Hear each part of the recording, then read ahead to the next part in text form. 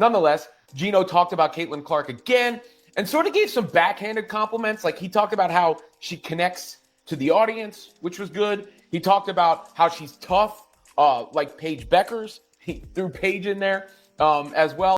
Geno Auriemma, the legendary coach of UConn, is facing some serious regret after turning down Caitlin Clark. A while ago, he dismissed her talent, saying she didn't have the skills for the WNBA. But now, as Caitlin leads Iowa to basketball greatness, Geno is left reflecting on how he missed out on an opportunity to be part of something historic. It's a tough blow for him, one that no trophy can make up for. She talks a lot of shit on the court, all right? Believe me. You know, when people talk about in WNBA, why are these people beating up Caitlin Clark? Because she talks a lot of shit on the court. Instead of admitting his mistake, Geno doubled down in a podcast, offering Caitlin Clark some half-hearted compliments while taking cheap shots at her. It's a classic move fueled by ego, showing that even legends have their flaws. Going out of his way to, first he's like saying she connects to people, and he could have left it at that, I guess. But he almost goes on to put the, reverse some of that discourse, try to put it in others' laps because of Caitlin Clark's trash. Meanwhile, Caitlin Clark is dominating the game, rewriting history all on her own, without UConn or Geno's approval. The real blow? Geno didn't just lose a player, he lost out on millions in revenue, along with his reputation and respect. Tough break for him. This kid, she's fearless. She just plays. She just is like a little kid in a driveway playing with her friends. Yeah, she's unique in that way. But in terms of what she's doing, people have short memory. Yeah, I've seen it before. But Geno didn't stop there. He dug deeper into what makes Caitlin Clark stand out in today's basketball world, her fearlessness. He pointed out that many players today hesitate, worrying about the consequences of a missed shot or a poor decision. Social media, constant scrutiny, and the fear of being blamed have made athletes more cautious, afraid to take risks that could hurt their team or reputation. However, while Geno acknowledged Clark's unique mindset and incredible talent, he also kept things grounded. People have short memories, he said with a knowing tone, hinting he was about to call Clark one of the greatest ever. After all, he's seen greatness up close, often from the best seat in the house, on the sidelines of his own team. Here is the beginning of the conversation. The women's game. So if I think sometimes people get confused over the last 18 months, maybe over 2 years, that they think it was a rocket, that you all jumped on Caitlin Clark's back and went straight up. But you've been there at the beginning of the rocket. Geno couldn't resist bringing Paige Bueckers into the conversation, too. He pointed out that both Clark and Bueckers share a similar toughness. In other words, he was subtly reminding everyone, don't forget about my star player, while talking about the one who didn't pick him. Geno's biggest mistake? Underestimating Caitlin Clark's value. But Clark? She's in a league of her own. Geno highlighted her fearlessness, comparing her mindset to a kid shooting hoops in their driveway, playing just for the love of the game. She doesn't overthink or let the fear of failure hold her back, she just plays. It's a quality Geno believes is becoming rare in today's basketball world. And then we send them up to the WNBA, and then they have something good to work with, and it just keeps growing and growing and growing. So it still comes back to those of us that are in charge of the game. Are we making the game better every day? Are we making our players better every day? To top it off, Geno downplayed Caitlin Clark's role in the growth of women's sports. While he acknowledged her influence, he framed it as just part of a larger, inevitable evolution. He couldn't bring himself to admit that Clark's rise is a major reason why women's basketball is exploding right now. When asked about Caitlin's jaw-dropping performances, Geno responded with a mix of admiration and realism. Yeah, she's doing incredible things, he said, but quickly added, I've seen this kind of greatness before. He then referenced a moment from his own coaching career, recalling a team that featured 2 freshmen and 2 players who'd never started a game before. That team didn't just compete, they won a national championship.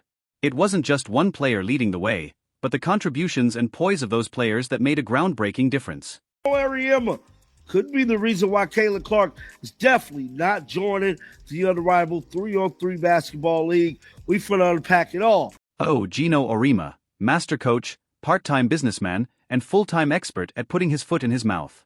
Turns out, Caitlin Clark wants nothing to do with his new, so-called unrivaled 3-on-3 basketball league. And Geno might have only himself to blame. Let's not forget, this league was supposed to be a game-changer, big investors, big ambitions, and an even bigger January launch. Everyone was buzzing about it, mostly because fans were excited to see Caitlin Clark, the college basketball sensation, playing in it. But guess what? Clark isn't interested. She's skipping out on the whole thing, leaving Geno and the league scrambling to find some star power. Chill, man.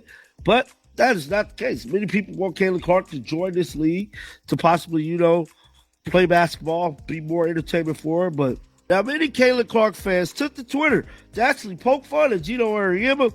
Let's pull up. So why would Caitlin Clark turn down such a great opportunity? Let's rewind to one of Geno's biggest PR blunders on the Dan Patrick Show. In his infinite wisdom, Geno called Clark's fanbase delusional for suggesting she could dominate the WNBA. He didn't stop there. He doubled down, saying she didn't have the physicality to thrive in the league. As if that wasn't bad enough, he took shots at her fans, calling them stupid for hyping her as the next Diana Taurasi. Genius strategy, right?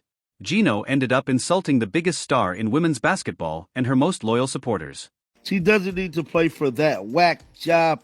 She should just buy a rival league. Exactly. Kayla getting that type of bag.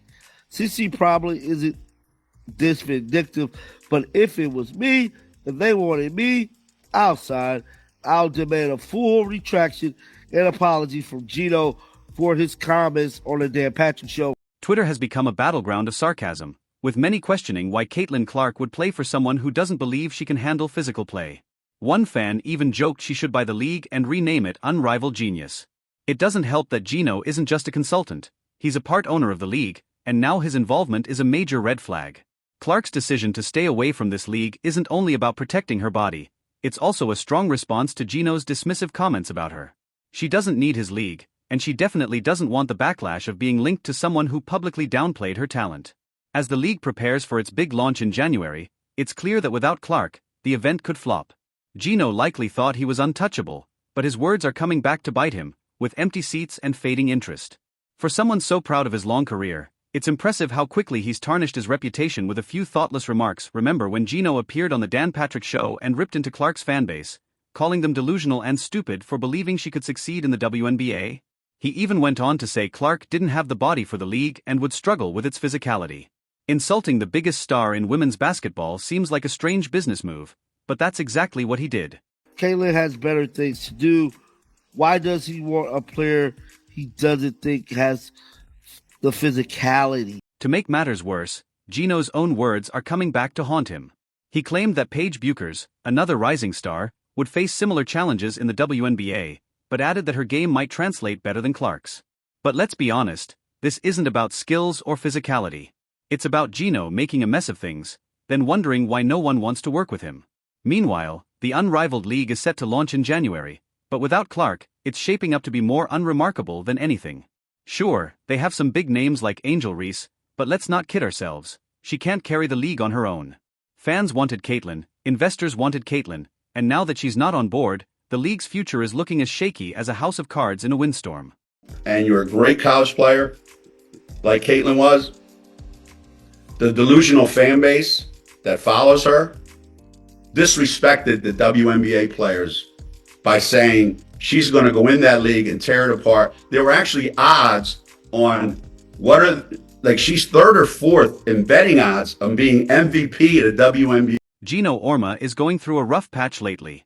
Caitlin Clark, the golden girl of college basketball, apparently turned down his vision, or his whole league depending on who you ask.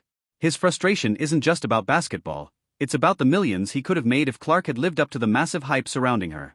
Before even stepping on the pro court, fans were already calling Clark the savior of the WNBA, with betting odds suggesting she could be an MVP.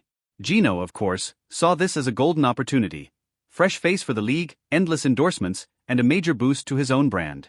But reality didn't quite line up with those plans. How do you think Clark is handling this? I think she's handling great. I think she talks a lot and she gets a lot back. So she deserves everything she gets because she gives it as good as she. Now Geno's out here venting about fans hyping Caitlin Clark to impossible levels. He claims WNBA players are targeting her, not just on the court, but emotionally, because they feel disrespected after hearing all the talk about her dominating from day one. And let's not forget his comments about Clark not being built for the league. Geno says she's not quick or tough enough to handle the physicality of the WNBA, which kind of sounds like he's just upset she's making him look bad. Meanwhile, Geno watches the millions tied to Clark's rookie season slip away faster than her defenders can double-team her. The branding, the partnerships, the legacy, it's all fading. Instead of celebrating her as the next Diana Taurasi, Geno's stuck explaining why the hype isn't his fault. Then there's Paige Buchers. She announced she's staying in college, and Geno's mixed feelings of pride and panic were hard to miss. Sure, he'll have her at UConn for another year, but he knows she'll face the same tough reality when she eventually enters the league. That's another hit to his wallet. To top it all off, someone called Clark the White Larry Bird, and Geno couldn't roll his eyes hard enough. He criticized society's obsession with these cheap comparisons, but didn't seem too upset when those comparisons helped his narrative.